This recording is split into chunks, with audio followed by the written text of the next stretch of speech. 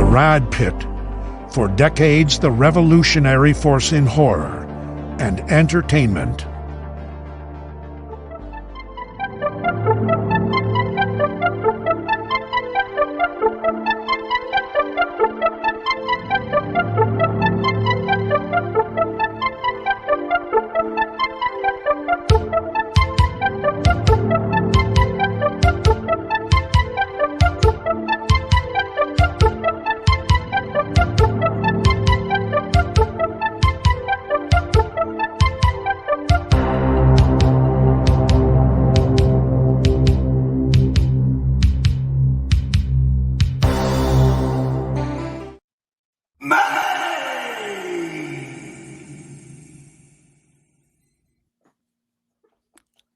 Welcome, everybody. How are you guys doing tonight? It's the finale for May of the Dead once again. It's May the 31st, and it's time to do one of these shows. How you guys doing? Doing good, man. Good. How are you guys doing? Hoping my internet hangs in there. We'll see what happens. I've got faith in it. I hope so. You've cussed out the Intermountain cable people enough. They should be scared of you by now, Uncle Bill. I have. I don't think they care. So we got a packed crowd in here already. We appreciate you guys coming by.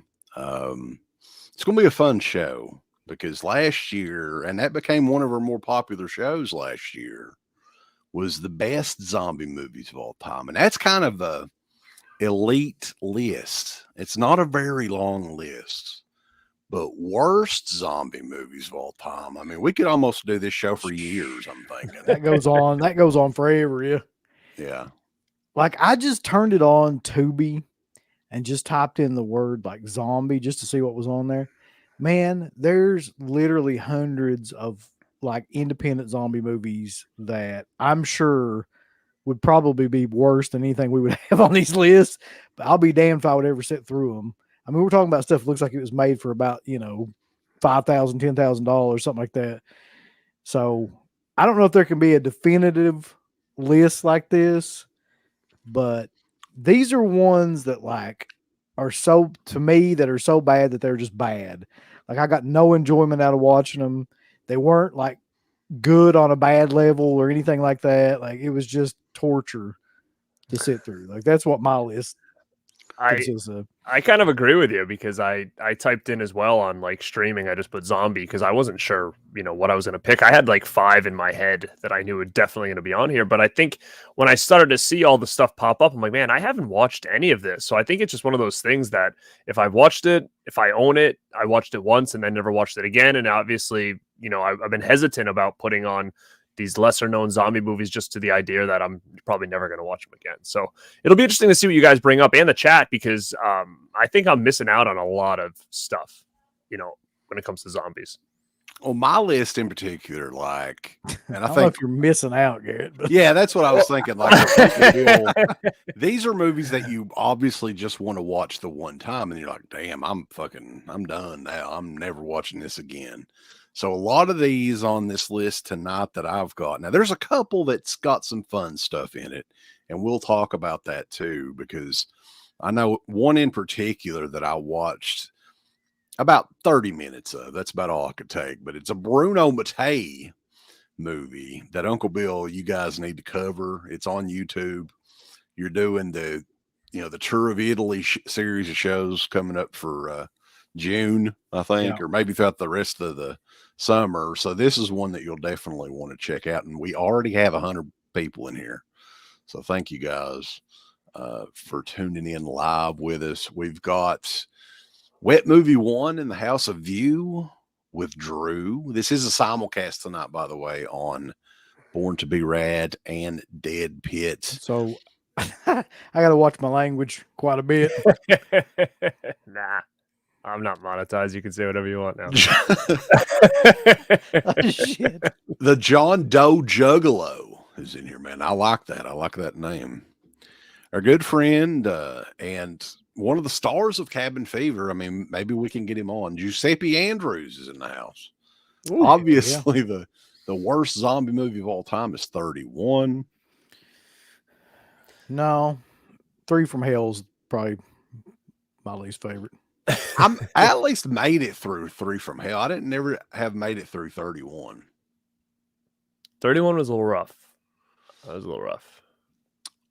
Jason Warner, Brent Madison, L.A. Jewel, Cable, Channel 11, Scratch Bueno, Adrian James, Dying Breed, The Mayor, Jason Guy. What is going on, sir? Yo. Waldo, where's he at?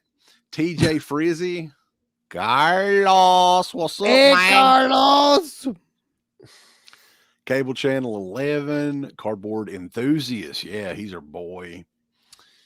Stuntman Mark, Anthony Luzzy, what is up? Let's talk Resident Evil. Jason Byers, Ben Davis, the Gaming Hunter. I'm saying some of these names. Killer Pizza, Manic Exorcism, J Board at 20, Blu-ray Addict. We got a packed crowd in here. Darklight Entertainment, Justin Marino, Brian Goes Blue. Everybody is excited. Crash 517 about bad zombie movies. These are the worst zombie movies of all time, or at least the first in a 10-part series. We're going to do like Dana and TJ. No, I'm not going to be on here for 4 hours, buddy. I'm sorry. I ain't doing that. So Texas is in the house as well. So we appreciate everybody tuning in. And I think the rules that we're going to do for tonight, we're not that strict on rules, but we're going to try to pick 5 apiece and have a backup or 2 in case, some of the movies repeat. Dick Fitzwell is in here, man. What is up? Real quick though, Carta's in here. So Carta, you dickwit, you are going to do one of these upcoming Tour of Italy shows. I just want you to know, like right now. So you need to figure out like which one you're going to do because you're going to be the co-host on one of them. Just keep that in mind. I want to do the Claudio Fragrasso episode. You got to do that. Yeah. There's so many. There's so many like awful movies there. All right. But that's God. Garrett, blink twice if you're okay. He's okay. Yeah. He's more than okay. He's fine. I'm all right. We haven't done anything yet. TJ, he's slowing down a little bit. The last stream with Dana was under 4 hours. That's good. So congratulations, sir. I was telling Dana the other night, though, I think by the time the end of those monster streams come along, it would be actually less time to watch the entire series than check out all those streams. What do you think? I agree. I think I've watched a couple of episodes of Monsters, but I don't recall one of them at all. I don't remember one episode. No, I don't know either. I remember the intro and that's it. Like I have no recollection of anything after that. All right, guys. So we're going to go ahead and get this show on the road. Worst zombie movies of all time. Uncle Bill, we're going to kick it off with you, pal. Well, let's get this out of the way then real quick because this was one of the most disappointing experiences that I have ever had watching a film, let alone like a zombie film. And I remember what made it even worse is fucking Slippy was like trying to hardcore sell this movie for like ever. Just being like, oh, it's got all these Civil War elements in it and there's shit in it that's you're not understanding it. Yeah, I understood it. I understood how shitty it was. And that is Romero's Survival of the Dead. I've watched that movie one time and I will never watch that movie again. I don't care. Like if somebody requested on this show, I would probably just like turn on the background and do a crossword puzzle rather than watch that fucking movie again. It's, to sum it up from what I can remember, it's the story of like an Irish colony that lives on this island that like keep zombies, and one of them believes that you should keep zombies and one of them doesn't believe that you should keep zombies. And then there's like this Hatfield and McCoy kind of feud about it. And then there's a zombie riding a horse, and then there's a horse zombie, and then there's like visual effects from like Microsoft 99, and it's just boring. One of the yes, and it's like isn't it over 2 hours long? If it's not, then it feels like it is. Like it I feel like it's one of the longest of that type of film. It says it's 90 minutes, so it's just one of those movies that seems way longer than it actually is. I must have And- watched the extended cut. Or Now- something. I really get those confused now. Like, which one's the last one? That or Diary? This one That's is the one. last That's one. the last one. I watched them Yeah. only once each, and I really just remember they were more like, first person, like. That's the only thing I can really remember about them. Brian goes, Lou, and I agree with this. I mean, we both kind of shit on Diary of the Dead when it came out, but Survival of the Dead makes Diary look like it's Oscar gold. I think what made it so much worse, though, like why like I picked this film was because it's a Romero film. Like if it had just been anybody else, then you would have just let him off, like, because it's just an awful, like, low budget zombie movie, right? But for Romero to make, and this is his last film, and you talk about like a turd for your it's just everything about It it is sad, depressing. man, that this was his last movie. And Now- they really can't give these things away. These were $1 at Dollar Tree for years.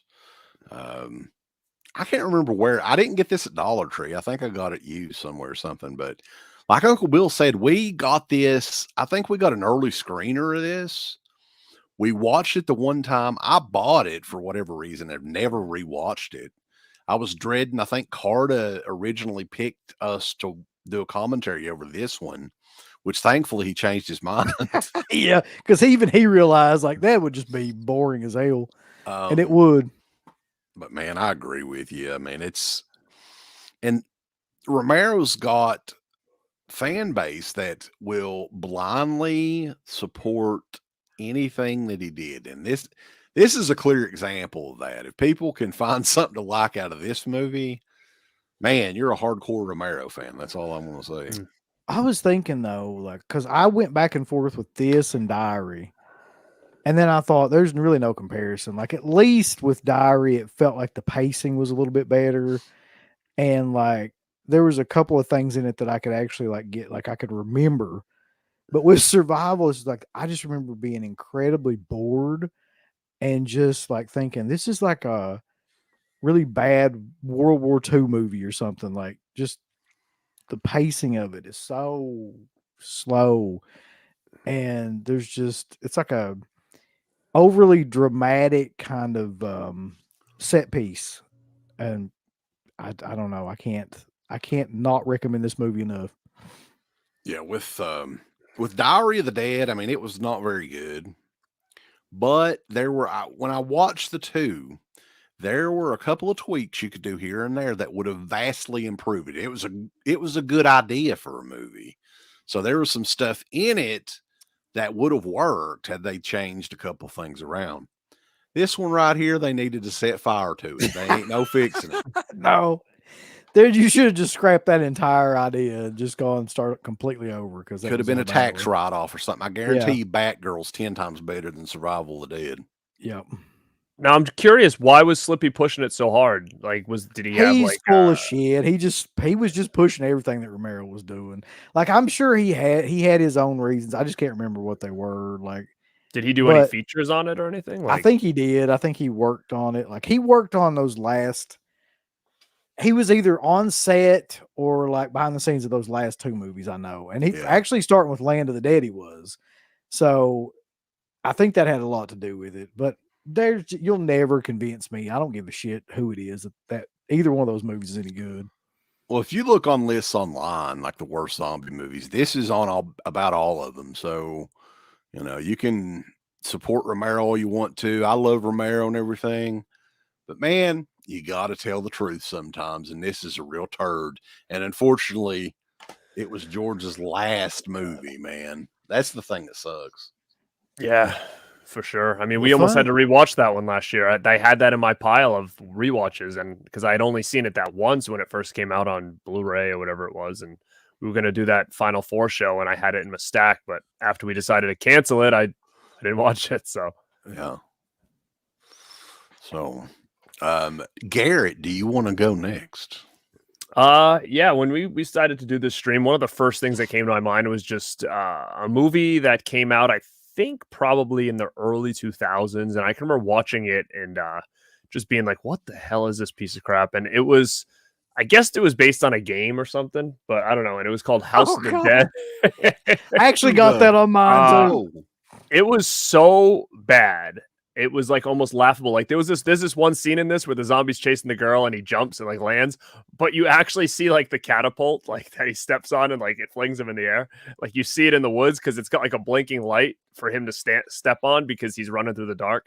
So you see it and it like shoots him up in the air. And I always thought this was just hot garbage. Like I didn't really get it. Like I wasn't sure if it was trying to be funny or not because it was so bad. But then I don't know if you remember this, and I bought this just out of the sake of like, what the hell is this? Is that they re-released it again in like a comedy version where they actually take the movie and like make it a comedy. At all. I remember there's a part of weird. it. I don't know if it's that version or not. There was something where I remember like Uwe Boll, like he gets tied up and gets forced to watch his own movie. I don't know if that was in that one. Yeah, I don't or if remember, that was in like man. if that was a special feature in the other one, but like I remember that. To be quite honest, I haven't seen this in probably since then, but talking about it now, like I really do want to go back and revisit it just because it was like, I just remember being like, what the hell was this that I bought? And then this thing I want to rewatch again because I don't really understand what the gimmick was here. Like it's the same movie, but they added like all this stuff in it, like to make it a comedy, but it says on the top director's cut. So I don't know if it was like on purpose or if it was kind of laughing at itself on how bad this ended up turning That's out. it. If that's the one that says director's cut, that's the one like where basically all they added was like Uwe Boll being like in the beginning tied up to a chair and forced to watch like pretend forced to watch like the original House of the Dead. It was kind of like, and it says on it, you'll die laughing, and it says funny version like down here. Like what? I don't get it. Well, there was supposed to be a horror movie, and all of a sudden it's coming out like a funny version. Like I've never seen that before in my life. Had a sequel as well. Right. Did it have one? It may have. House of the Dead 2. Yes, it did. It was fucking Ellie awful. Cornell was the only one that reprised her role in it. And she, like, they cut her legs off or something in the first movie. So in this one, she's like a badass action star with no legs in a fucking wheelchair or something, right? There is a house that I'm going to have to track it down then maybe because I had no idea there was even a sequel to this movie. Listen, Ellie Cornell in those movies and everything she was doing around that time, it's like she had amnesia about how to act. It's like she just wandered on the set and was like, I have no idea what I'm doing now. And she was like the worst actress in those movies, man. And she was good in Halloween 4, I thought. So it's like, I don't know what happened like in the time period leading up to those movies, but she just forgot everything she knew about acting. Scratch Bueno says, watch out, Uwe Boll might challenge you guys in the ring. Well, I challenged Uwe Boll a long ass time ago. Cheap plug here. And you can check it out on the End of the Pit DVD. Buy it now. On Patreon, DeadPitOnPatreon.com. Uwe Boll is on that fucker. So. Do you guys remember, though? I don't know if you remember this, Garrett. The opening of that movie is like a video game, and it has parts in it almost like Matrix style, like shit, but it like switches to like a video game. Yeah, because the video game was really hot at the time. It was like, I can remember playing it in the arcade. It was like a shooter or whatever, and they were supposed to take the game and make it like really scary and all this stuff. And and I don't know if this came out around like the Resident Evil time, but there was another movie that came out around this time too that I don't even think I think it's a slasher. Club Dread, remember that? It was like a weird like horror, but it was a comedy kind of. Yeah, like, Broken Lizards Club Dread. Yeah, like I don't remember if it was what it was, but I can remember it all kind of came out around the same time. It was just a weird era. Sticky Fingers was in House of the Dead too. I don't. Am I crazy, or was Bill Paxton not in that fucking movie? It's like Parrot Pete or something like that. What, House of the Dead too? No, Club Dread. I think he was. I remember there was like this, like there was like the party or whatever. He was like Jimmy Buffett. That's basically what he was like portraying. They called him Parrot Pete. I wonder if I think that was actually the best part of that movie. Really, that's funny. I'm curious to think if I have Coconut Pete. Okay, Coconut Pete, man, get it right. I'm sorry, Scratch. Oh my god. So, continuing on though, anything Uwe Boll, like he did House of the Dead movies and then Alone in the Dark. Was that a zombie movie too? I can't remember. I don't remember what it was. Alone in the Dark? No, it was I don't know what that was. I always Crunch. It wasn't like the original one was there. It was real trashy. All right, so got to do this one right off the bat because this is one that I had not seen before. I had heard, right?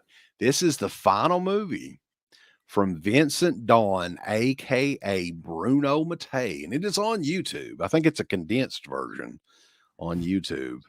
This one is Severin brought this out through Intervision.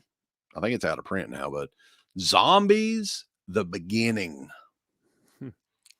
Nice cover. Yeah, hey, like that's a original cover there, right? This is, I mean, he hadn't lost a step, man. Bruno Mattei still had it. With this one, He really did, from what I've seen of it. he really did, like from the get-go. So he shot this one in the Philippines, Uncle Bill. It was the cheapest way for him to make movies in 2000. He did a couple of movies. I think he did one called Island of the Dead in 2000.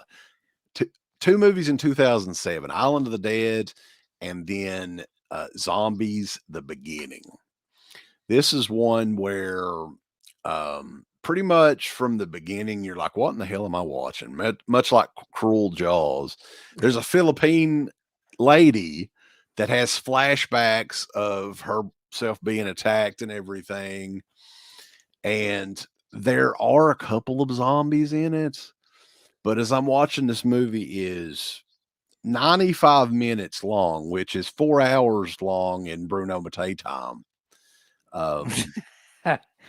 And then I'm watching it, and then I start hearing this familiar music. And I'm like, what in the hell is this? So I think it's where like SWAT team or something is going to the island to see if they can find the zombies and everything. And then Goldberg's WCW theme music starts playing on it. Right. And I'm like, he hadn't lost a step, boys. He was 75 years old. Unfortunately, this was his last movie. There was something else in this too that I looked up, that he used stock footage from Crimson Tide in this.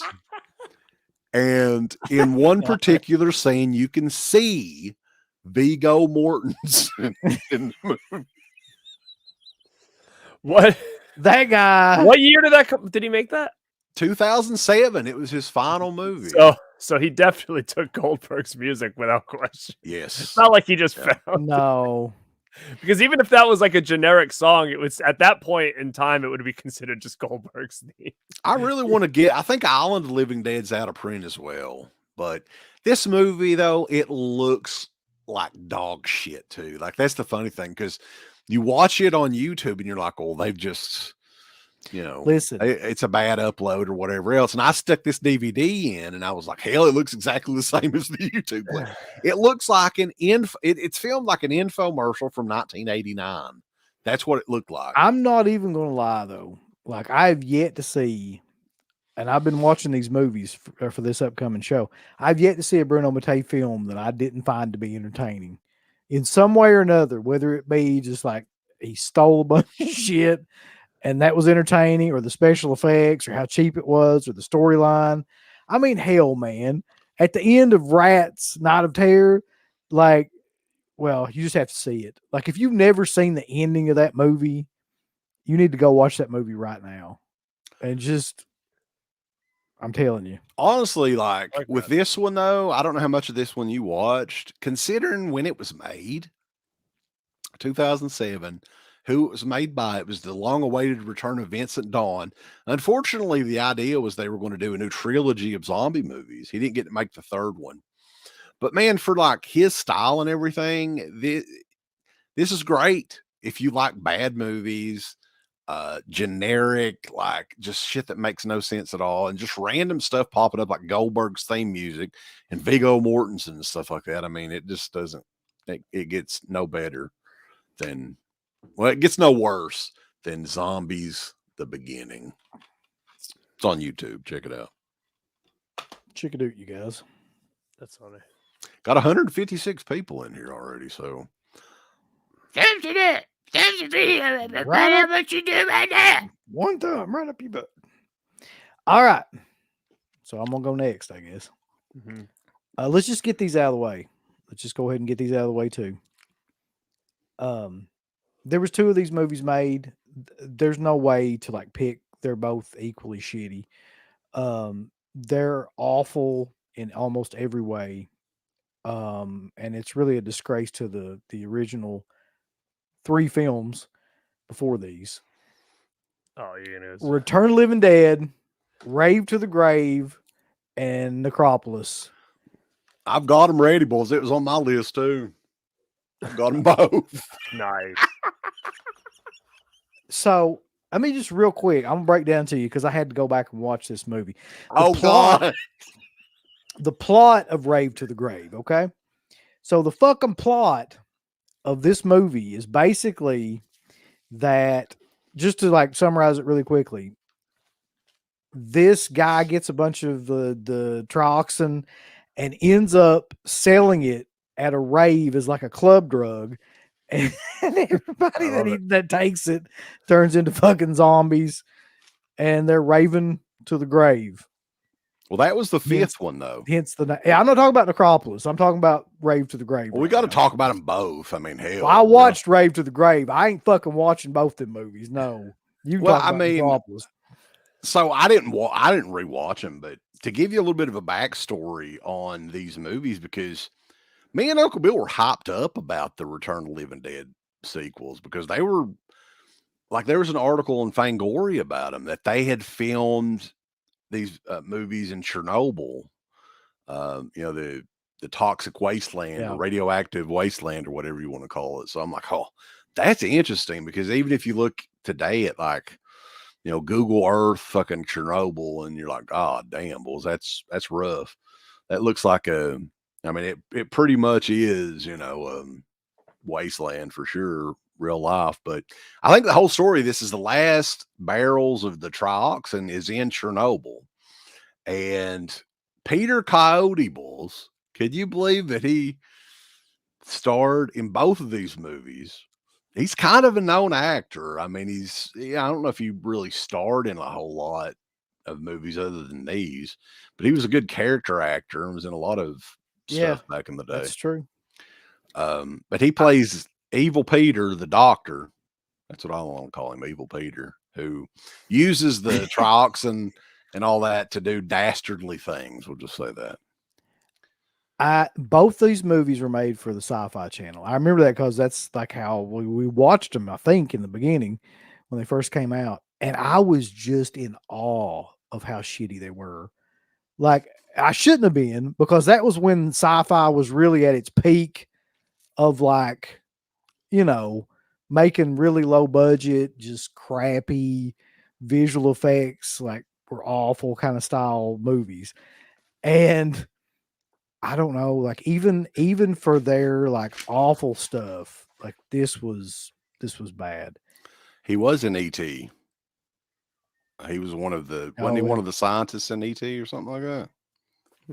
He was in something else too. I can't think of what. He's been in all kinds of shit. Yeah. You have any memories though, Garrett, of the Return of the Living Dead 4 and 5? Sort of. I did do a big rewatch of them, like when they came out on DVD. I still have mine in the other room over there. I just forgot to bring them. I can go get them. We can take a nice. They can take a nice screenshot of us all holding both of them up, if you want to. Uncle Bill don't have them. I don't think. Oh, you don't have. I don't own any of these movies. So somebody was on there like, oh, everybody's got a copy of these shitty movies. Is Rave to the Grave? Does it take place at all on a beach at parts? Is there like or no? It's been a long time since I've watched them. To be honest, I believe it doesn't say anything about a beach, but it could. There is a rave that I believe is part of that. I don't know. Yeah, it's been. I probably haven't seen those in like. Man, I was still living in my condo when I watched them all. It was probably 2010, maybe. We interviewed. He did. Yeah, we interviewed him about that. Bill Butler because. I was like, what happened with that? And he said that was one of those scripts that they just like, it was originally one thing and they completely changed it. So I think that happens a lot in Hollywood. But these were both released by Lionsgate. This is when Lionsgate was obviously releasing anything. But on the name itself, though, sells this because people are like, oh, hell, man, Return of the Living Dead. And I don't know how easy it is to find these now, but this does seem like It's something probably pretty easy. Perfect for Severin. I can see Severin releasing it. TerrorVision, maybe Vinegar Syndrome would release them. I mean, honestly, at this point, I wouldn't be surprised if freaking Scream Factory releases those because number one, they did the first two, and number two, they can release Creepshow 3 out of name value. Then I could see them putting those two out just for the idea of be like, oh well, here's the other ones, you know. But speaking of which, at some point, the Doodleson connection might come into this. I'm pretty sure from one of us it's going to. Hey, Doodleson. Oh, God. Also, before we go on to something else, another interesting fact about Return of the Living Dead Rave to the Grave is the producers of the movie back in 2015 attempted to sell the film, all the rights and everything of the movie on eBay. Nobody bought it. Nobody bought it. Oh. Bidding started at $50,000. That is sad. Yeah. And there's still an archived version of that auction up. Yeah, nobody ever bought it. If you want to go back on archive.org. That's too funny. And check it out. So listen, buddy. God, it's just $50,000. Come on. Let me tell you something, son. Something you don't know about me is that one of my favorite things in this life, and I don't have many things to entertain me, is banning little dickheads like you. And that's exactly what's going to happen. What did I miss? I don't see anything. Do you? I don't know. What is it? Oh, you're going to go bye-bye. Oh, Peter North. I think he's got a crush on Uncle Bill. I didn't even see him say anything. Yeah, well, he did. And he ain't saying nothing else because his ass is man. Uncle Ben. I missed it. I totally missed that one. I did too. So, yeah, I mean, Return of the Living Dead 4 and 5, both of those are real turds.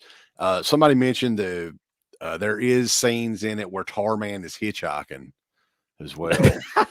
I don't remember that at all. Yes, but, it's in there in the fifth one, I think. So yeah, we're continuing on here. What you got, Garrett? I'll throw this one up there just because I remember when I got it, I was actually kind of excited, and I just remember how freaking terrible it was. Oh God! Night of the Living Dead 3D. Sid Haig. And it's still have it's shitty like red and blue 3D. Hell yeah! There you go. That's right. Dude, you know what's weird? And I don't know why. Dude, look at all the freaking glasses I got. I got 1, 2, 3. Oh, I must have came with 4 pairs then. Do you really want to find that many people to watch that movie with you? No, you can't. That's more people than ever watched the movie, I think.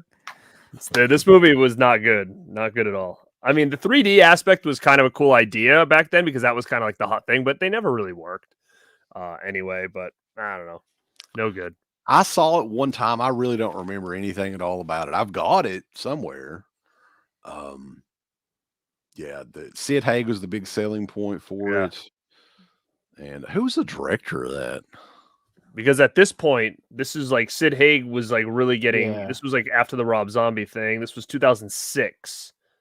And it also says here if you want extra glasses, you can purchase them at www.nightoflivingdead3d.com. Try that site now, see if it still works. Let me see.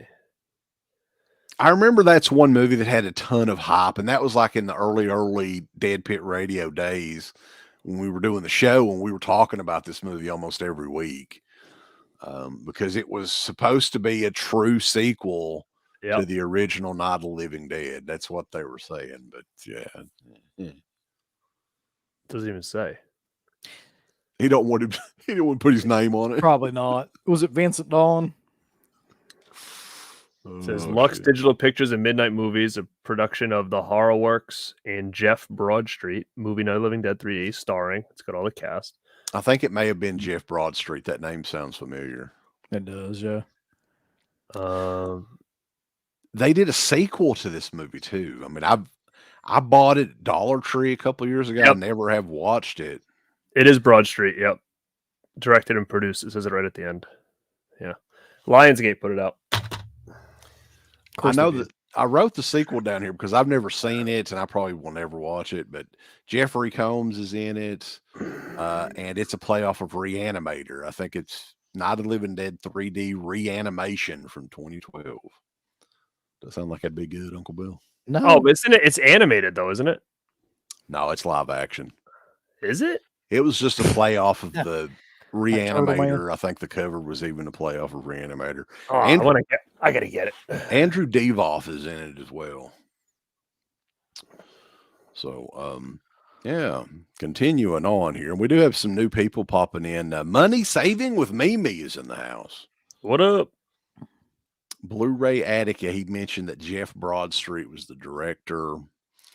Phantasmat says, What kind of comment is that? Hey, Garrett.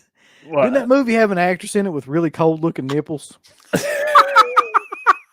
Max Underdog. It could have been. I don't see her on the back. So Garrett, Tabata Vision says that you're thinking a Night of the Animated Dead. Oh, How could you that's get those what I'm thinking. confused at all? I mean, what the hell, man? Yeah, I do want the Reanimator one though. That was probably killer. Next one up on the pile, without me moving anything or anything, it goes right with what you were talking about, Garrett, because we've done some ranting and raving about this movie before. I know what this is. Here it comes again, boys, because in 1998, John Russo's is a piece of trash, too, by the way. I wanted to mention that. Not a fan of this guy at all. He sells canceled checks signed by George Romero.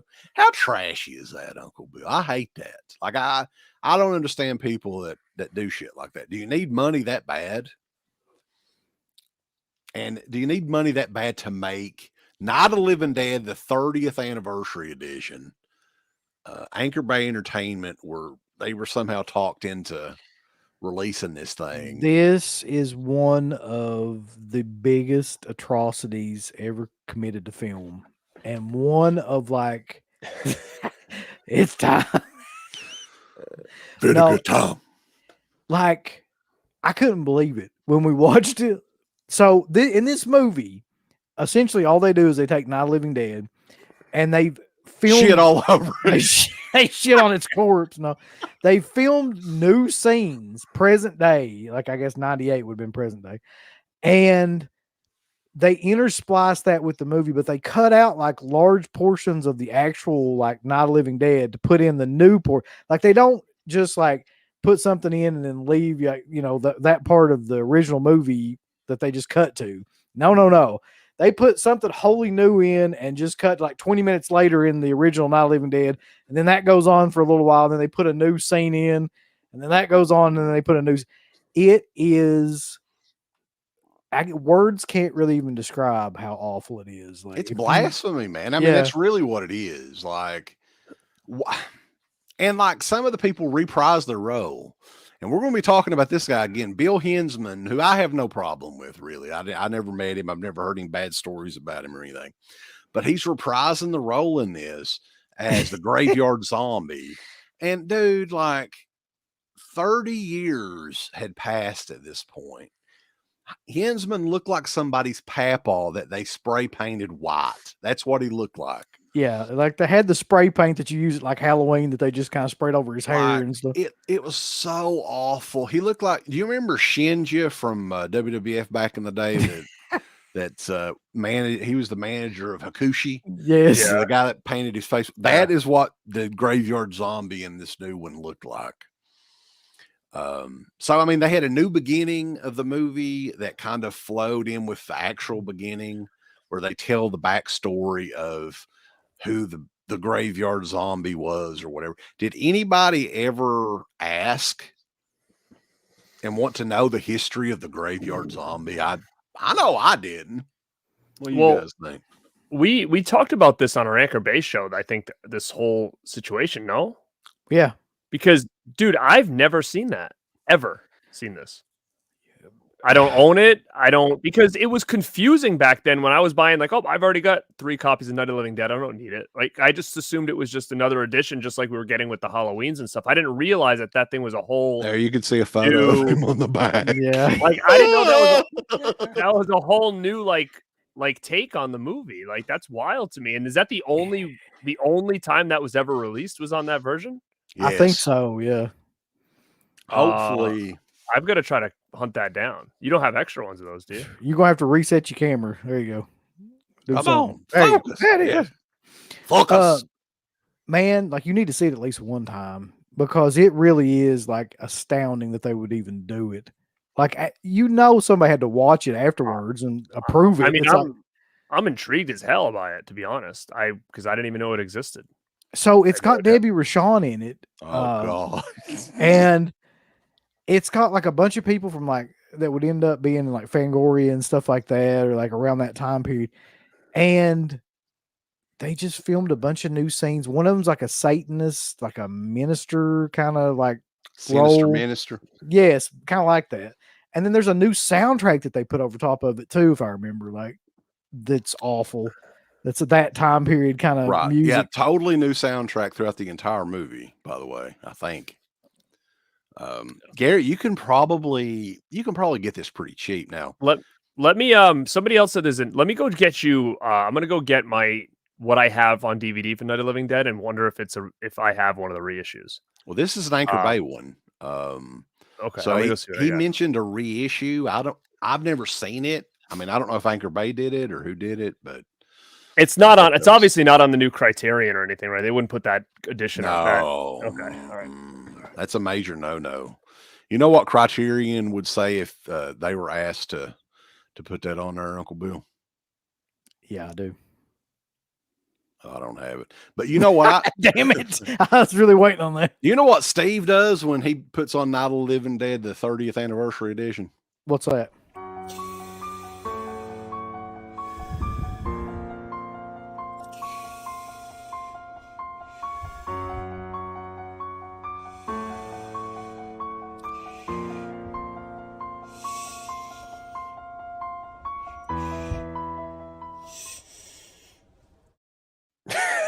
Goes completely to sleep. Steve does. All right. The only things I have on Night of the Living Dead on DVD still is this thing. It was like a color version, which looks like crap. That you know one. that one? Yeah. And then I have this thing. That's the 40th anniversary, right? Yeah. I mean, it does get confusing. Yeah, that's why it gets really confusing. But no, I guess not. This is not Anchor Bay. This is somebody else. This is Dimension. Dimension. Okay. So yeah, it's kind of odd that you didn't pick this one up because, like I said, this is Anchor Bay. It's the only Anchor Bay Night of the Living Dead that they ever did. They never did the original cuts. And funny thing is you can't watch the original version on this. It's not on here. So, like you said, the idea that they'd actually present that to them to do, and Anchor Bay is like, yeah, let's do it, and know it was like a big piece of crap is like, it's kind of funny to me. Yeah. It's a gigantic turd. We asked Felcher about that at one point, but I don't remember what he said. He wanted to play nice with John Russo, and again, he's like, it's awesome. I hope Triple H sues the shit out of John Russo. That's all I'm going to say. That new book. Russo. Wow. So, what do you got next, Uncle Bill? Oh, yeah. This will be easy. Nobody see this one coming, I don't think. But my children and Savannah forced me to watch this movie so many times. Sound like you was getting ready to preach or something. You said, my children. Lord has led me to this movie. And that movie is Warm Bodies. Fuck that movie. That's a piece of shit. I've never seen it. I saw it one time and I didn't care for it, so I never watched it again. Let me just. I wouldn't have said it was one of the worst movies ever made. It's one of the worst movies ever made to me. All right, because I've had to sit through it. It's the love story of this little asshole zombie that falls in love with this other like normal woman. And then we're all love story of this little asshole zombie baby. We're all supposed to feel some sort of like sympathy or some sympathy for him. I ain't got no sympathy for him. I got no sympathy. Everybody had like a red hoodie or something. That's all I remember. Let me tell you something, you emotional zombie that's in warm bodies, baby. I'm going to draw that line up in the sand. It's like, it really is like Shaun of the Dead if it was combined with Twilight. That's exactly what it's like. And I hate that movie and I want it to stop. There'll probably be a sequel to it because that little shit was just in Renfield. So they'll probably have another Warm Bodies. They may have one already. I don't know. Rambo putting Warm Bodies over. That's a commentary, boys. You guys got to do that commentary together. I'd love to do that commentary. Have him explain that. Jack Frost heard that Warm Bodies is fantastic. Yeah. Better than Dracula 3D, according to Rambo. It's a great movie. Is this real? Did he turn back into a human because of the power? Yes. They played Peter Cetera. That's the end of the movie. Is he turns the glory of love. That's how they figure out how to turn back. That's how shitty this movie is. They figured that's how they turn back from zombies. The power of love. Wow. So they are literally zombies that will fight for your right and your honor. I have the right. I will fight for your honor. Karate Kid 2, baby. I've been a hero. You've been dreaming of. Peter Cetera had the most distinct voice of anybody ever. There's nobody that can sing like that. Warm Bodies just got a brand new 4K steelbook, Uncle Bill. Did you know that? Did it? Yeah. Wow. God. And that little asshole's on the front, too. So, yeah.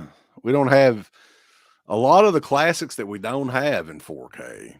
But fuck, we've got Warm Bodies in a 4K steelbook.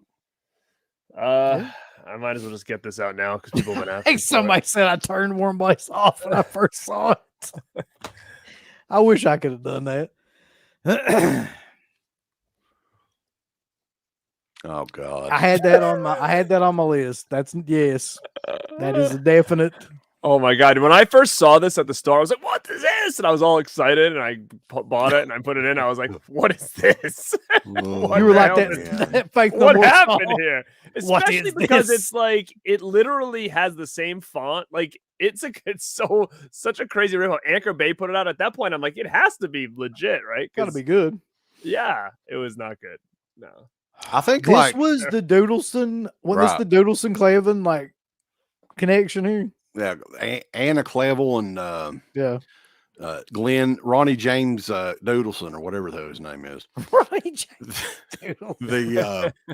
They did this movie, and I think Creepshow 3 was like back to back. So they had like a 1-2 punch there within a couple of year period. So you're saying Scream Factory might put out Contagion Day of the Dead 2? It's like you can put it right next to your other Day of the Dead that we did. I mean, honestly, I think if anything, like Contagion may be just a tad bit better than Creepshow 3. Not very much. I watched it one time. And that was enough. That was another questionable release from Anchor Bay Entertainment. They didn't have many back in the day, but that was definitely one of them. That's got to be one of the worst made. Because, those two weren't really known for making great films or their ability to make, motion pictures at all, really, as seen by Creepshow 3. And that movie is no exception. Like, there's scenes where stuff like happens that you don't know why it's happening. Like there's shots where it cuts to another shot with like no explanation whatsoever, like what's going on. So like the editors didn't know what they were doing. The cinematographers didn't know what they were doing. Not to mention like the actors and the dialogue and shit in that movie. The special effects, from what I remember of it, are awful. I'm not sure though which one that I hate worse, that one or Bloodline. Now, Bloodline was the 2018 one. I never have seen that. How many Day of the Dead movies have they made? I have this one over here. This isn't it, right? I've got that one, yeah. That's a Steve Miner one. Is that the 2018 one? I don't know. No, Steve Miner did that one. That was killer. That was the one that was like years and years and years before it actually came out. You remember, Uncle Bill? Because that was another one that right when we started the Dead Pit show, that was in the news and everybody's excited because Steve Miner was directing it. I think isn't Ving Rhames in it? And yes, yeah, it's kind of they're like, oh, it's loosely based on Dawn of the Dead. Is it like a Dawn of the Dead sequel? This is Nick Cannon. and Bub is the biggest part of it in Bloodline. So Bub is like Bloodline. This, Let me go check. Yeah, Bub is like this. Isn't he a vegetarian? He's zombie? like a vegetarian zombie, like that. He's like emo almost. That's basically what they're trying to do. Yeah. Yeah, he doesn't believe in wearing leather shoes or leather pants or anything either.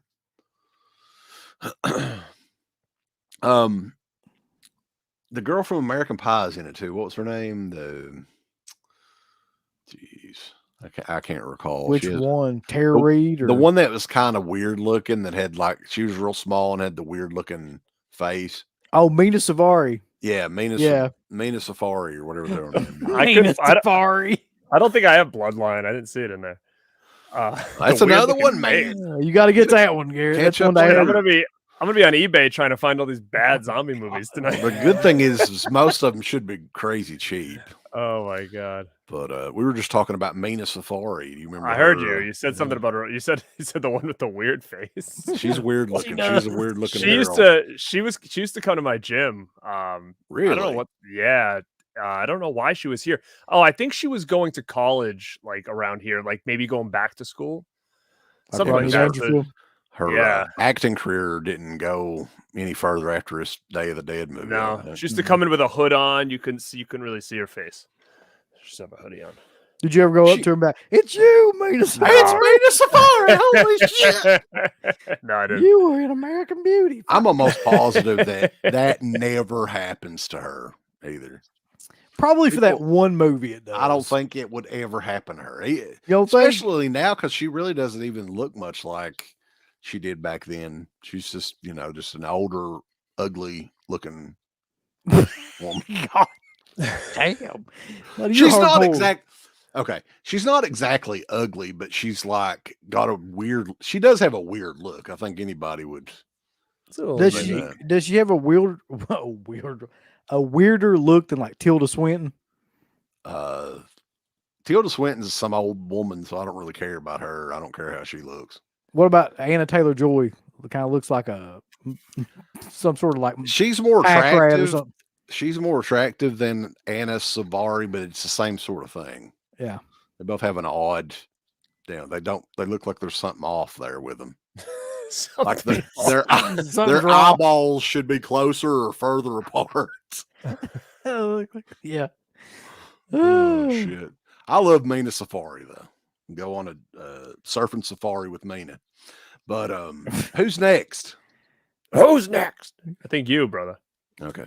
So we talk about Italian zombie movies all the time. You guys want to talk about some French zombie movies? Let's do Not it. really.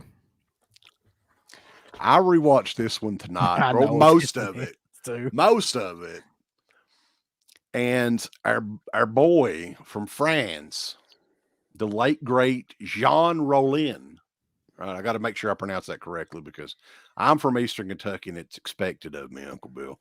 Jean Rollin did what a lot of people consider, and this is on the top of many lists online. So I was like, well, I don't even remember this. So I went back and rewatched it. Zombie Lake from 1981. And honestly, like the only thing I could halfway remember from it was the opening scene and that the zombies looked like the Jolly Green Giant. They're bright like a lime green color. You know that makeup you get when you're a kid to like make you look like Frankenstein? That's what it looks like. There's bad stuff in there. What you got in there, Garrett? There's like do you have like the little sleeve and the booklet and all that stuff? These pictures I thought you found a joint or something from between. Well, yeah, there is some boobala goodness. This ain't rated G in here. There is like Jean Rollin, for people that don't know, he is the director of many sex movies from back in the day too. So that's kind of thrown in here as well. pretty much from the opening scene where lovely French lady is going swimming nude in the lake. And there are very close up shots. You can see everything that she has to offer. She winks at you. I just thought of a killer name for a movie, by the way. What? The French Hate the Living. Hell yeah. Oh, sorry. But the opening, the one thing that I'll say about this too, I think did somebody do a Blu-ray of this like Kino or something? But I don't know. It looks like something Kino would do. So honestly though, like the look of the movie, the cinematography and everything is actually pretty damn good, especially for a movie this bad. So I don't know exactly where they shot it at, somewhere in France, evidently, but like some of the, atmosphere created in it. I mean, there is something to that, but other than that, man, there's not much else to this movie. I mean, lovely ladies. There's a lot of nudity in it, and total nudity, full frontal and full rear. So, what do you guys remember about Zombie Lake? I just remember watching it one time and say I'll never watch this again, and then I never watched it again. So I don't remember. It's been a real long time. I remember it being boring as all shades of hell. That's what I remember. I had it on VHS and completely forgot that, but yeah. You didn't even like when she showed her butthole in it? No, I didn't like anything about the movie in particular that I can remember. But that's really the only thing I remember about it. It was just being bored to tears. And it's not a long movie either. It's like it's like an hour and 20 minutes. And like I literally had a hard time getting through 40 minutes, half of it through 40 minutes of it. So like there's a couple of zombie scenes in the beginning, and then it's like a whole lot of nothing for like 30 minutes. And the gore sequences in this are kind of hilarious too. Like there's a scene where a zombie, rips at this girl's throat, bites her throat and everything, but basically he just spits blood on her throat and it's like,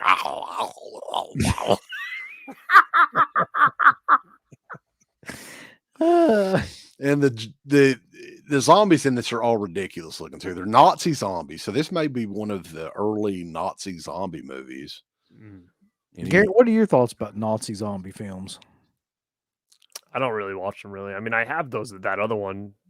What is it? Dead Snow? Was that the ones that were really popular? That recent? Dead Snow and Dead Snow 2. Yeah, I thought it was all right, but I mean, I don't really watch them too much, to be honest. Like I said, watching all these and looking through all my stuff, and I'm like, I'll do the zombie stuff, but I feel like I watch it once and then I never really watch it again, except for like a handful of the classics that I will watch over and over again. But a lot of those have become just one-offs for me. Yeah, the zombie makeup is terrible. Shockwaves is another one. That was a Nazi zombie movie. Yeah. I can't remember what year that one was. 77 or 78. Oh, wow. Okay, so that was before Zombie Lake. So this is one too that's around the time like this DVD came out, which I think it was like the early 2000s. We were just randomly buying all this European horror stuff, and I had no idea what I was in store for. And just recently was the second time I ever watched it. So that should tell you something. 20 years later. Somebody brought up Overlord. I had gotten recommended that from a girl that I know, and I bought it on Black Friday for like $2, but I haven't even opened it yet, and people say it's actually really good. So I don't know if you guys have seen it. Never seen that one. No. Zombievers. I have that. I have Zombievers. That may be next year or something. Because like I said, with these movies, man, there is so many bad zombie movies that literally you could do like a 10-part show. Easy. For real. Like, I'm seeing ones come through here that I'm like, oh yeah, I have that. Yeah. Like automation transfusion. Like I have that. I didn't even think about it. Zombie Diaries. I have Fido. Yeah, these are all ones that I have, and I'm like, I forgot all about these. So we could definitely do another part of this, but I did see somebody bring up Toxic Zombies, which I actually like that movie, believe it or not. It's bad, but it was fun. And they just came out with like a nice 4K or Blu-ray or something. I just got with Is that. it Toxic Shock Zombies? Is that the name of it? Or is There that was the- one. Well, no, Toxic Zombies, but it also has another name too. I don't remember what it would be called. I just got a brand new edition for it. The only thing I was pissed about though is I have the DVD, and then I bought this new edition, and it's all just subtitled. There's no dub, and I don't like that. So I was kind of disappointed that I had shelled out the money for this thing, and now it just doesn't have the dubs like the DVD did. So. Yeah, TJ's mentioned one that I thought about bringing it in here, but I totally don't want to watch it. Mhm. There's another Night of the Zombies from '81 with Nazi zombies, and that was directed by Joel M. Reed, who did that was the last movie he ever directed. Who did what was the name of it? Bloodsucking Freaks. Yeah. Oh, Blood Eaters. Thanks, Scratch. That's what it was called. The other name. Yeah. So what do you got, Uncle Bill? Well, I've only got one left. Oh no. And I don't know why that I picked this one, considering there's like a million other movies that probably deserve this more. But this was just a movie that I remember watching and absolutely just fucking hating. And some people might like this movie. I don't know, because this guy, he's got somewhat of a fan base, but I think we watched this together. I don't know if you remember it. Do you remember The Dead Hate the Living? Kind of. So it's just an independent, it's one of a million that I could have picked out of a hat of these independent kind of zombie movies. And I believe this was released by Full Moon. Like, I think that's who actually got the rights to it. And it's just a really shitty independent zombie film from, I believe, the late 80s, early 90s. And there was like a million of those that came out around that time, and I could have picked any one, but for some reason this one just stuck with me because it's like a shot on video kind of film like that. It's awful. Well, our buddy Dave Parker was the guy that directed this, who went on to do a lot of really good shit, including The Hills Run Red, which is, I think, a modern, slasher classic for sure. So, but yeah, he was crazy young when he made this one. This was like what, 94, 93, 94? Hold on, I can check.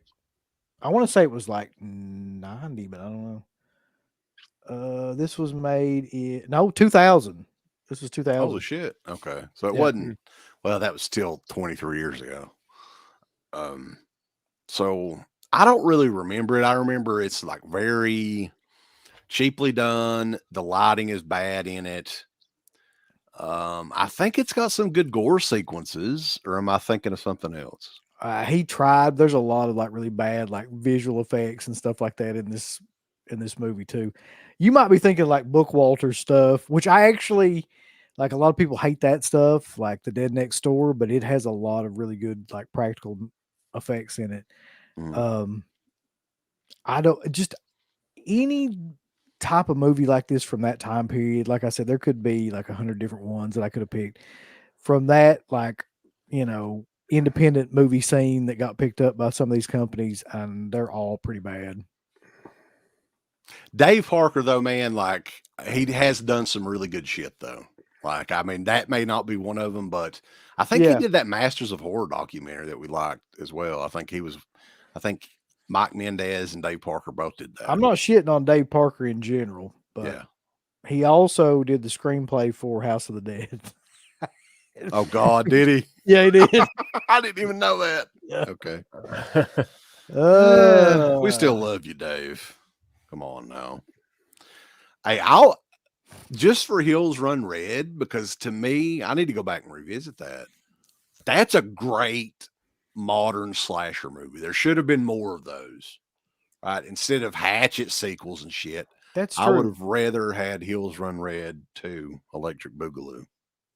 Mm-hmm. Wasn't there? I don't think he did it, but there was another slasher that came out around that time where Hills Run Red came out that I thought was pretty decent. I don't think we ever got a sequel. I don't even know if we got a Blu-ray, but do you guys remember it took place in like a movie theater? I think it was like maybe a clown or some midnight something. Do you guys remember that movie at all? Midnight Movie? wasn't it? I don't know. Maybe it was. I thought it was pretty cool though. It was like a slasher movie that took place in a movie theater. That's all I remember. And I just remember having the DVD. It had like a lenticular cover or whatever, slip cover on it. But it was another one that came out around that Hills Run Red time that I remember having those two in my hand and being like, these are pretty cool. No, it wasn't Drive Thru. I do like Drive Thru. That's a real cool movie if you guys haven't seen that.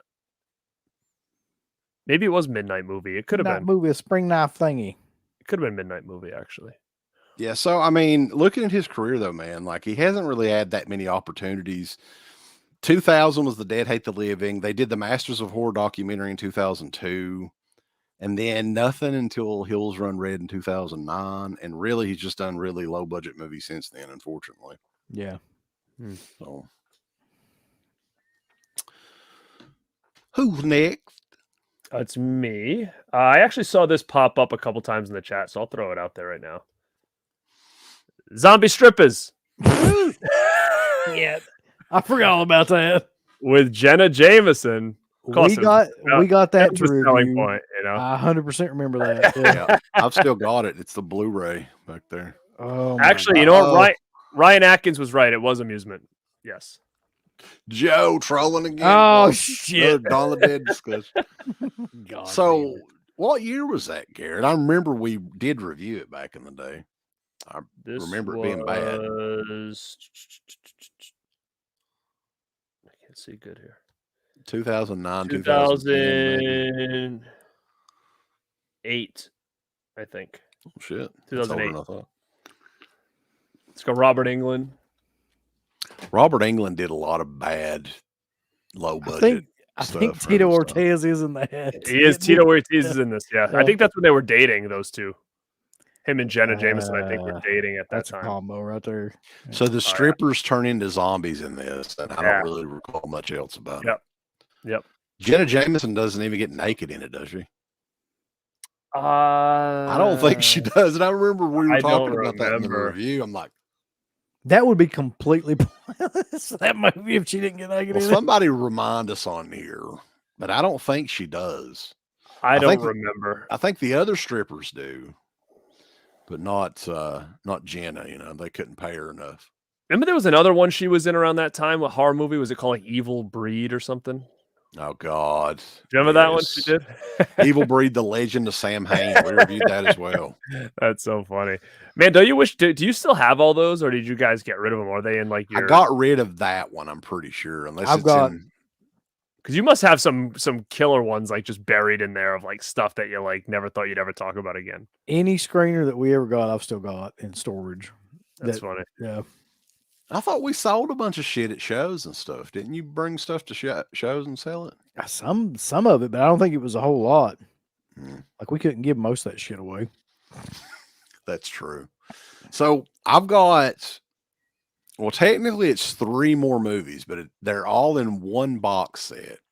And to set it up with you guys, back in the day, for deals and everything, the big deal was Deep Discount DVD is what it was called then, would have 25% off sale twice a year.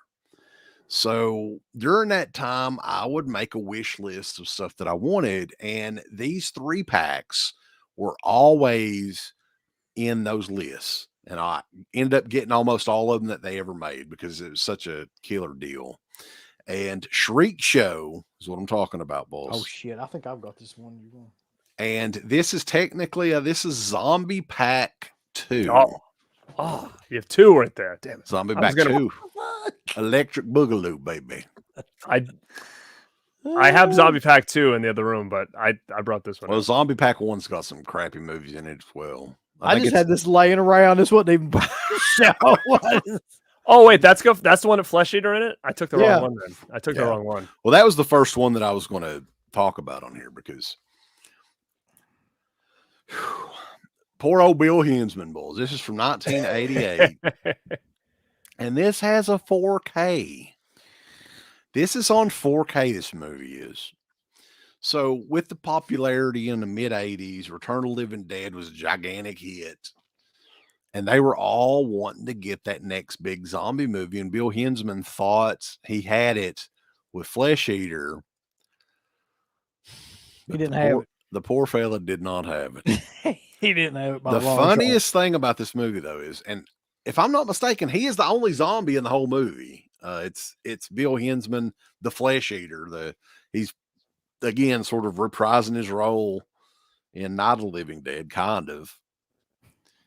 But in this one, he hollers like a pirate. Uncle Bill, do you remember this? When he comes after people, it's like, Yes. We had to have a gimmick of some kind. That had to be it. He hollers and carries on and everything. And that's just, to me, that's comical. I'm like, what in the hell? And I remembered that. I remembered it. Now, it is almost like a zombie slasher movie in a way. Wouldn't you say that, from what you can recall? Like it's Bill Hinsman versus a bunch of teenagers in the woods. So in that respect, it's kind of fun. But man, it's like, damn. What's funny though about that in this pack is that the other two movies in this are actually kind of classics. I wouldn't say that. Oh my God, I would. You got Burial Ground, Nights of Terror, and you've got Zombie Holocaust in here. Well, I would say Burial Ground maybe, but Zombie Holocaust. If I'm not mistaken, it and Zombie Holocaust. Dr. Butcher. Dr. Butcher, yeah, that's a classic too, man. Like this is an excellent pack, except for Flesh. It is. No, it's a good, like, back in the day, like you could get that box set for $20 or something like that. It's a good, entertaining set. And there's one scene in this too, which I went back and rewatched some of this just to, remind me of it. So he rips a girl's heart out through her belly in one scene, which I fucking died laughing. I was like, he reached like in and up. I'm not the smartest. No, he didn't even do that. No, he just went straight through. Pulled it right out of her belly. Physics. But Flesh Eater, I mean, I would agree. It's got maybe some charm to it, at least. Like you can tell that they had fun when they're making it. It's not a well-made movie at all, but it does look like it was shot on film, Uncle Bill, oddly enough, from what I saw. So, did you get the 4K? Did you get the 4K? That? No, I did not. It's going to be out of print soon. You got to get the 4K. I'm hoping it'll make to, Black Friday. Don't you dare fucking buy it, Garrett. Don't you dare. I'll pull your heart out. I haven't watched that DVD in a long time. It's bad. So, what's next? What you got, Garrett? I mean, I do have Zombie Pack 1 here. I took this one out. So it's got killing birds on it. We know that's a big mess. I don't remember Zombie 3, 4, and 5. I don't remember 3. 3 was the one that Bruno Mattei took over for like half of it because Fulci like left, and it is a mess. And then 4 is After Death, and then Killing Birds is 5. 3 is the best one, right? 4 and 5 are pretty awesome. 3 might be one of the best, worst zombie films of all time, actually. Like just awful, but great, like at the same time. We got a lot of love for Flesh Eater, by the way. We'll see. We get that 4K. People ain't got no sense. Flesh Eater! I was looking it up though. Bill Hinsman passed away like in 2012. I didn't realize he'd been dead that long. I didn't either. I thought it wasn't that long ago. Yeah, it's been 11 years. So, Uncle Bill, anything else, or Garrett, or I'm done. I mean, unless you want to. I got more stuff over here, but it's more like just random stuff that I grabbed, and I don't even. This isn't even opened. This is not even opened. I've never seen it. What is? I was just going to ask if you guys knew about it. Zombie Town. Zombie Town. It's not even open. Look, I'd never seen it. I just saw it sitting in my rack. Anybody know anything about Zombie Town? No, I've never heard of that one, I don't think. But anybody in the chat has any more zombie movies you want us to bring up? We can talk about them. I've got like a short list of stuff that we... Do you guys know anything about this? Image did it. It's a 2-disc thick box set. I don't know anything about it. It says it's got 3 versions of the film. It's called Raiders of the Living Dead. Does anybody know anything about this? I think I have heard of that. Isn't that Joe D'Amato or something like that? Isn't that one of his? I'll tell you right now.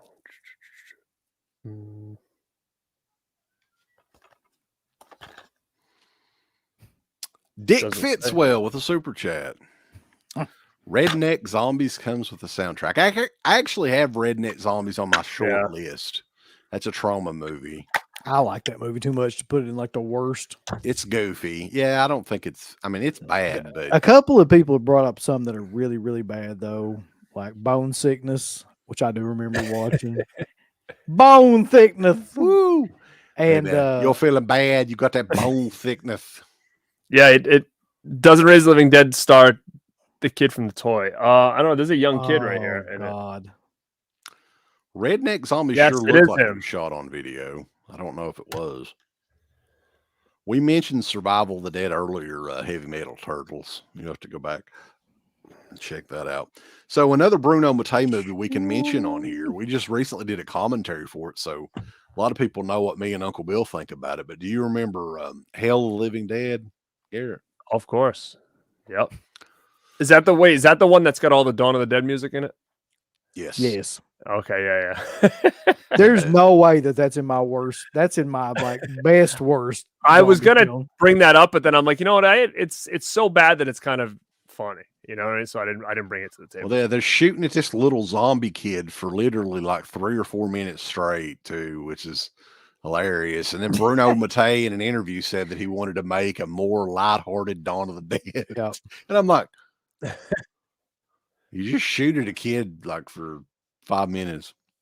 There's nothing lighthearted about that movie at all. Everybody dies. Spoiler alert. So it's like not what I consider lighthearted. Another one that a lot of people talk about on lists. I don't own it, but I think we watched it. I was talking to Uncle Bill about it, called Children of the Living Dead from like 2001. And I think you had a VHS of it or something back in the day, and we watched it. I think so, yeah. And it is bad. Like, it's really bad. I think it's so bad that even John Russo wanted to distance himself from it. God, that's saying something right there. He's made a lot of shit. Yeah. Corona Zombies. I have not seen that one. I'm sure it's a classic. It's a waste of $12. There's another one that's totally un-PC, but that's the name of the movie. It's called Retarded. Uncle Bill, you remember that one? Never saw that. Swear to God. No, there's a couple. What, the sequels? There's another one that's called Special Dead. Oh, God. Never seen either one of them. Oh, actually, so I'll let you guys finish. Go ahead. Sorry. We might have to review that. That's all I was going to say sometime. No, Rambo Rat. I have a list here, and I wrote on there Army of the Dead, and I don't own it, so therefore I wasn't gonna bring it up because I was like, I don't own it. Number one, number two, I'm like, a lot of people might disagree with me on that, but I thought of that one too, though, man, because I was like, well, you don't own it because it's not on anything. I don't. Yeah, it's just Netflix, I think, wasn't it? Like I don't know. I didn't like it at all, so I was like, I'm not gonna buy this thing. I did a review on it probably right when I started my channel. I think it was like one of my first reviews, but I thought it was not good at all. It was a piece of shit. Like, it was like everything about that movie is awful. Like, well, it was Zack Snyder, so it's like Zack Snyder doing like a zombie film. Like, I thought the only good thing about that movie was Dave Bautista. Mm-hmm. Yeah, he was okay in it, but still, but he didn't have anybody else. Like, if they went further with the special, his team of people, and they actually got named people, almost like the Expendables or something, like his group of, mercenaries or whatever you want to call them, to get the jewels out of the casino or whatever it is. And man, better. And this is totally noticeable in this movie. So they replaced one of the main stars of the movie because he got into some sort of like sex scandal or something like that. And they digitally put in another like comedian Really? in his place, that Tig Notaro character in it, like the woman that's just kind of like the wisecracker that just kind of shows up at random times and Right. doesn't do anything.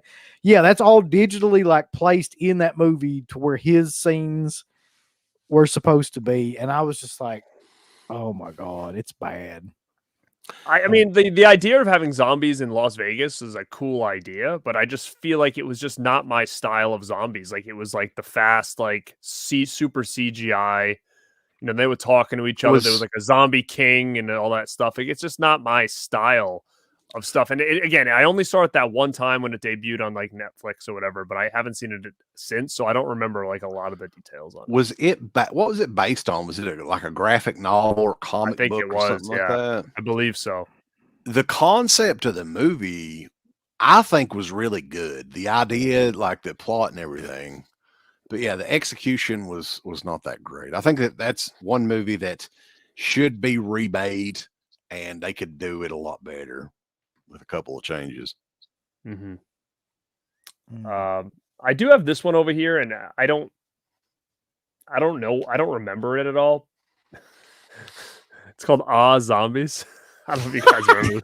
No. Damn. I don't remember this. I was like looking at the back and it looks really bad, but I'm like, I don't remember this at all. But it says a hilarious twist on classic zombie tales. So I'm not sure much about it, but it did win some awards, but I don't remember this sticking with me. So I don't know. So I guess you guys haven't seen it. It was a weird time in like the early 2000s for movies like this, like between 2000 and 2015 or something. There was a lot of random zombie movies. Do you remember The Quick and the Undead? Pro Wrestlers versus Zombies. Is that a real movie? Yes, it is. Is it really? Oh yeah. Oh, I think I remember. It's like Shane Douglas in though. I think so. I do remember that. Hold on, let's look it up. I'll look it up. What about Aggie? I watched Dark Side of the Ring today. Shit, I was going to watch it. I've got it recorded in there. Is it good? 2014, good, y'all. Pro Wrestlers versus Zombies. It's got Roddy Piper, Jim Duggan, Matt Hardy, Rebby Hardy, which is Rebby Sky. What? Shane Douglas. Oh man. So they're playing themselves? A bunch of like independent wrestlers. It looks like Kurt Angle. Yeah, they're all playing themselves. That's killer. I'm gonna have to check that out, boys. Yeah. Pro Wrestlers versus Zombies. What were you saying though about the dark side of the ring? I mean, it was good. I mean, it was a lot of stuff we kind of already knew about them, their relationship and stuff, but it was nice to hear them get a lot of praise. Like they praised Sunny a lot as far as like her early career. And it's sad because they talked to Jim Cornette and he really felt bad and felt like people were exploiting her especially, and she got really heavily into drugs, and he's the one who brought them in the business, and he said, from a distance he could see everything falling apart, and he felt really bad, like he wanted to try to get them better because he said they both could have been huge stars if they were treated right and stuff. And but it was kind of nice to hear. You get to talk. They talked to Candido's brother, who was there for a lot of the stuff, and I just love the way they do things where they have like the where it's the shadows of, you see like the guys that are supposed to be the other wrestlers. And there's like Shawn Michaels guy, like smoking a cigarette, like sitting on a couch with like Sunny all over him and stuff. But you see it like in a shadow. So it's like people playing them. Right. So it's kind of funny. But I'm glad that show's back though. It was one of my favorite shows. I took a couple, I think it was a couple of years off, but, there's a lot of those episodes that are coming up. I'm looking forward to though. The Doink episode. That's going to be huge. Bam Bam. They got Bam Bam in this. Wow. One. Yeah. I didn't even remember. I didn't even hear what the episodes were going to be. Oh yeah. So it's like the Graham family, like Eddie Graham and all them. And they got Bam Bam Bigelow. They've got shit. Like what were some of the other ones? Did they ever do one on Yokozuna yet? No. That would be a good one. But what did Bam Bam have a crazy story or anything? What was Bam Bam's deal? Yeah, Bam Bam, I think he rescued a kid, like not long before he passed away, he rescued some kids from a house fire or something like that. But as far as like, I think he had substance issues and stuff. I mean, I don't know the whole story, but we'll find out, I guess. But definitely like, is he in the Hall of Fame? I can't remember. He definitely deserves to be. I think he along with Vader, two of the best big men of all time. It's So funny he- because I remember as a kid buying the Pro Wrestling Illustrated magazines, and there was like an article in there from Japan where they were the tag team champs, and I was like, that just makes so much sense. Like, why don't they bring them over as a team, to WWF or whatever, like back in the day? I just thought that was really cool that they were a tag team in Japan with like all these belts and stuff, because I just felt like they were very similar, when it came to how they worked and all that stuff. I always thought it was so cool too. That's one of the, I think it may have been the second Snake Eater movie. Bam Bam Bigelow is actually like the villain in it. Lorenzo Lamas movie or whatever. I remember. Really? Yeah. He acted in a couple of movies, but anyway. So this is killer. Listen to this. This is the list of episodes. So you got Doink the Clown, of course, Adrian Adonis, Marty Jannetty. No. That one's going to be The World According to Marty Jannetty, Yes. I think is the name of it. Oh my God. Magnum TA, which I didn't even think about. That'd be a great one too. Junkyard Dog, Abdullah the Butcher, and Bash at the Beach 2000. Oh God. So I can't wait for that one. Yeah. That's interesting with the Junkyard Dog one, because I didn't know anything about him, but I'm wondering if they're going to take the other route where like maybe he was treated bad because of his race. Because do you remember? I don't know what they're going to do. You remember all the stuff with him and Valentine and all that stuff? Man, yeah, there was all kinds of stuff like, Well, around that time period. The big thing about Junkyard Dog is though, in like Mid-South, he was the top guy. Yeah. So, and this was around the time when Vince was just buying up all these guys that were in the territories and everything. And, JYD was popular. He was definitely a popular character, especially in that like, mid 80s era. He was one of the characters in rock and wrestling, and, but he never was the main event guy. I don't think he ever even had a belt. They never gave him a belt. No. As a kid, he felt bigger of a star than he was. Because, I only watched WWF until about 1989, and then I found WCW. But Junkyard Dog was everywhere but on my TV, I felt like. Like, he was on Rock and Wrestling. His LJNs were readily available. He was the one that, like, everybody had. It was like him, Hogan, and Iron Sheik. Like, every one of my friends and myself had. Like, those ones were always the ones we were playing with. And I just don't ever remember seeing him on TV until like he went into WCW in like the late 80s or something for like a small little run. Put on like a ton of weight too. Yeah. I think, Yeah. He came out and they made a huge deal. Like, look who's here. And I was like, oh, wow, that's cool. Like Junkyard Dog's there. And I didn't really see him work in the WWF that much because I really only started watching WWF very hardcore was probably WrestleMania 4. Was probably like by that point he was already done. Yeah. I'm pretty sure. He did have substance issues as well, JYD. So I don't know. We'll hear more about it. Abdul the Butcher. I actually met Abdul the Butcher back in the day when he had the barbecue restaurant in Atlanta. And the craziest thing about it is he was the nicest freaking guy, like wrestling guy that I've ever met. There's nobody even close.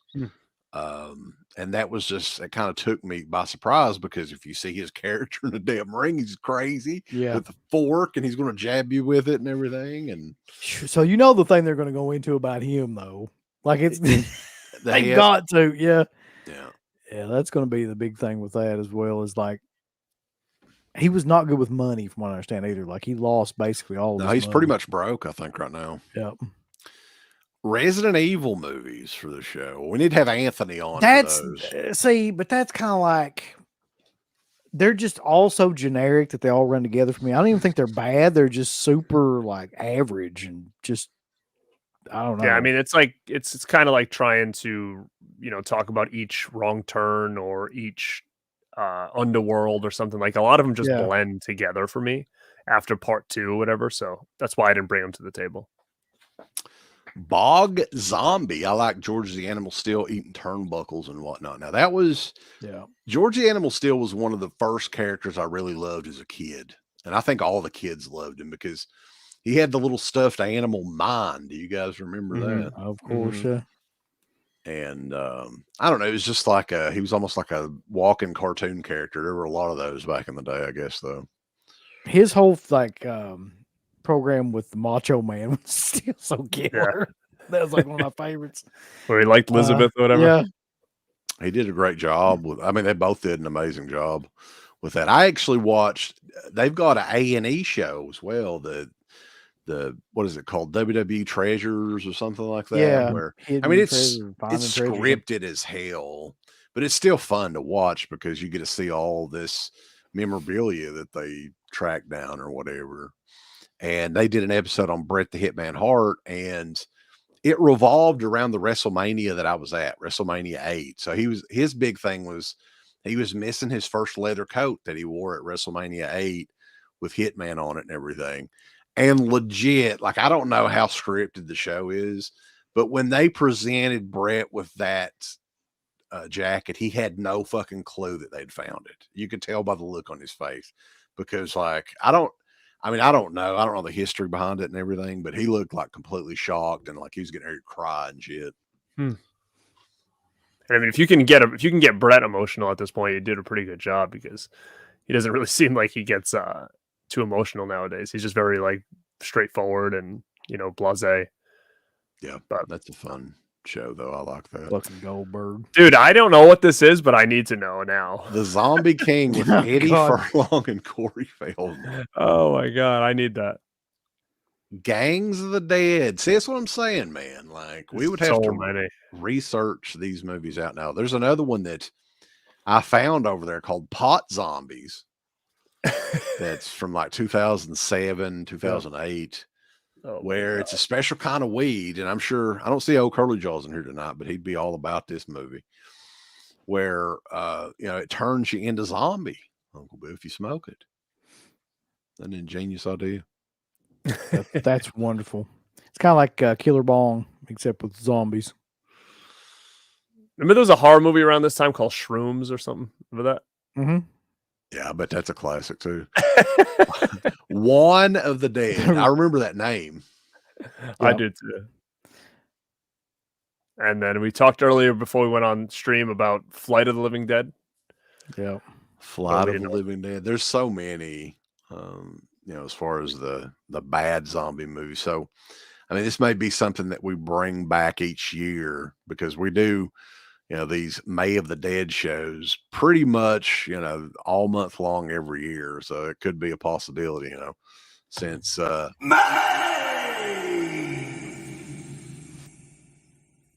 the Dead is almost over. What do we have? About 20 more minutes until it's over with. Yep. Yeah. So anybody in the chat has anything else you want to talk about, throw it our way. But Garrett, you've got a bunch of stuff coming up. You want to promote it, get it out there with a Rad Pack and yeah, that's probably the biggest thing. The Rad Pack 1 year anniversary super show is going to be on the Rad Pack YouTube channel. So make sure to go subscribe to that because it's a new channel and we want people to get over there. Definitely go check out that show because we will have a lot of special guests popping on and it's going to be a fun time. So I know a lot of people liked my 1000 live stream that I did. We're going to kind of set it up almost the same way. We're going to have a pretty cool theme for it and you'll see some familiar faces on there. So definitely go over to there. That's the big one. We're working hard on it. We're still working on it right now. And it's going to be on Saturday night, June 17th. That's the big one. And then if you go to my channel, Born to Be Rad, it's just, I'm going to be just spitting out a little bit of content to just keep the channel flowing until my court date in June. So, you know, ain't that bad. Yeah. So hope to see you guys over there. One fun thing that we do have coming up that we should just go ahead and mention on here because Garrett has been paid off for this. Well, he will be paid off. Mm-hmm. And people have brought this up ever since, like, I don't know how long ago this was. So, and we're not doing no animal cruelty free version either. That's not part of it. You got to do the full blown turtle decapitated version of Cannibal Holocaust live fan commentary that is coming up for June. It's part of the DEADPIT.com Cruel Summer Series. So Garrett, you got to be looking forward to that. You know, I will tell you guys this though in the chat because people donated money for us to do this. I've seen Cannibal Holocaust one time in my life, and I said I will never watch this thing again. And it's been sitting on my shelf on DVD ever since. I never got rid of it, but I had no plans on ever watching this thing ever again in my life until now. So, yeah. Speaking of which, it's odd that Alpha Romero brought this up, because there is a limited edition shirt, a limited edition Turtle Power shirt that's going to be coming up just in commemoration for that show.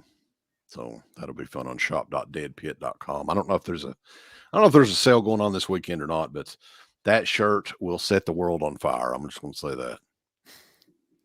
Heroes in a half shell. Turtle Power. I'll make sure I have a Ninja Turtle stuffed animal next to me the whole time or something. Oh, Cannibal Holocaust. I think Cannibal Holocaust is a classic, though. Really, I mean, it's got some very offensive stuff in it, no doubt. But I think it was one of the more innovative Italian movies ever. What do you think, Uncle Bill? I completely agree. Like it, whether or not you're grossed out by it or whatever, like it's like a modern kind of classic movie. And the music in it as well. I know TJ was mentioning the yeah, you know, it's one of the only movies that I ever watched where I really felt like that it was like real. Like the stuff going on in it was real. And it had that, it's supposed to be a found footage movie, but every found footage movie I've ever seen, like I never really got the feeling that it was real, except for that one. Like that really feels like shit's happening that shouldn't be happening. Stuntman Mark put an emoji of a turtle with like an axe coming at it. I was going to see if I could. Let's see, where's that at? What are you gonna do? Oh no! Don't do anything bad. No, I can't find it. No, I'm not doing nothing bad. I want to behave, Garrett, because we want you to get your monetization. Yeah, we don't want any more trouble. But I was going to show a sneak preview of the Turtle Power shirt. I don't know if you guys can see it. Which that is the Cannibal Holocaust font, by the way. Yeah, that's funny. So that's a must own. This camera, I have to fix it every time. So, but yeah, guys. Anything else in the chat, real quick? Let us know. But Uncle Bill, you've got a new series starting. Is it this Monday or what day you doing it? Yeah, we're gonna do it on Monday. So coming up this Monday at 10, and then every Monday after that, it's gonna be Uncle Bill's Tour of Italy, which is like going to be a different unsung Italian filmmaker that's not Argento or Fulci or anybody that anybody really knows. So up first, we were just talking about him, is Bruno Mattei. We're going to be talking about, Rats, Hell of the Living Dead, Cruel Jaws, Shocking Dark, like all the awful off films that he did. And you've been rewatching all these, right? I've been watching all of them. They're all on Tubi. So been rewatching all those films in preparation. And then, I'm going to have like a different co-host each week. So this Monday, I'm going to be co-hosting with Radkins, everybody's favorite. And then I want to do the Claudio Grasso. You're going to do Claudio Grasso. And then, I'm sure we'll do like Joe D'Amato, Michele Soavi, just some more of the. You should make like you should get the FBI shirt or something. Yeah, I want to find a version of "Staying Alive." That'll be the theme song for the Poopy Avati, baby. And we can do the Poopy Avati episode. Yeah. So yeah, it's gonna be fun stuff. And again, these shows like this, I don't think we've done a show together like this in probably a month and a half. Like as far as these rundown shows and everything. So next month, last year we did the first, I don't know what date, it may be later in the month. And there's been a couple of people do something similar to this, but we were the innovators of this shit. So the Horror Physical Media Hall of Fame, the second annual, is in June. So that's one show that I think we're going to. And that's where we'll each pick 2 classic releases, Physical Media's past, and induct them that night, boss. It's going to be huge. Wow. You know what? I should go back and watch that because I literally have no idea what we chose last year. I don't either, but that's always fun to go back and because it's almost like I don't remember any of it, but I don't either. I'm like, what would I have chosen for that? So and I think finally, and Stuntman Mark will be happy to hear this. The other big one we're going to try to do is the complete history of Arrow Video year 1. You keep telling him that he's not going to believe you. He's just going back. I promise, Mark. We're going to try to. No. I want to send you the list of releases and everything because Mark, I think, has a lot of the early stuff as well. He's got a box set that I didn't even know exists. It was like a Dario Argento box set from Arrow's first couple of years, and I was like, I've never even seen that before. Buddy, that guy's got shit you would not believe. Like some of the stuff he shows on there when we're doing those streams and stuff. I have no idea where he gets it from. Some of the places I've never even heard of, like overseas, like some of these editions of these films. I think Mark is a hoarder. That's why he uses that green screen because he doesn't want people to see stacks. It's just mounds of stuff. Yeah. Jamie Hart, happy birthday coming up. Happy birthday, Jamie. At least, if you're turning 50, you're still going to be younger than Michael Felcher. He turned 50 like last week. So at least you can say that. But yeah, happy birthday for sure. But yeah, guys, I guess that is it. Stuntman Mark, get ready, boys. It's finally happening. Arrow Video year 1. We'll get to year 2 in 2025. But yeah, I mean, definitely appreciate everybody. We've had well over 150 people in here all night. So we appreciate it. Stay tuned to both channels, borntobirad.com, and of course the original Horror Talk Radio show over at DEADPIT.com.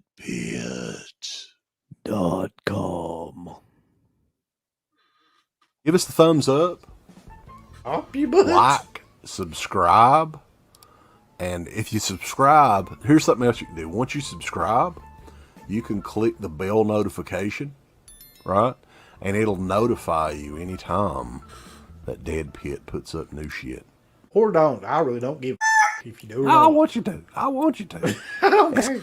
Let's keep our community growing here on YouTube. I don't like it. I don't want you to do nothing. Listen, they need to do that, pal. No, don't you dare touch it. Thumbs up. Subscribe. And click that bell. Hey folks, it's Oak Early Jaws. I might be banned off of YouTube, but that doesn't mean I can get you some great shirts over at shop.deadpit.com. First, we got Steve Benningfield post goes against our community standards in nudity or sexual activity. We got the deadpit.com shirt. We got Cardboard. We got L Lord. We got Tales from the Dark Side. We got Dead Pit. And we got a Princess Puffin shirt, boss.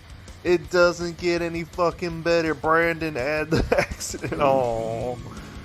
But these shirts just get better and better, boss. You gotta go over to shop.deadpit.com and pick you up some shirts right fucking now. What are you fucking waiting for?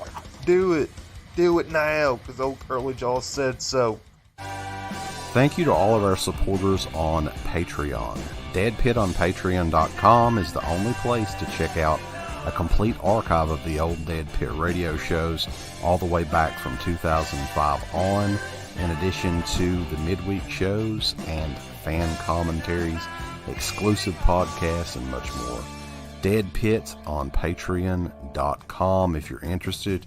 Tiers start at only $1.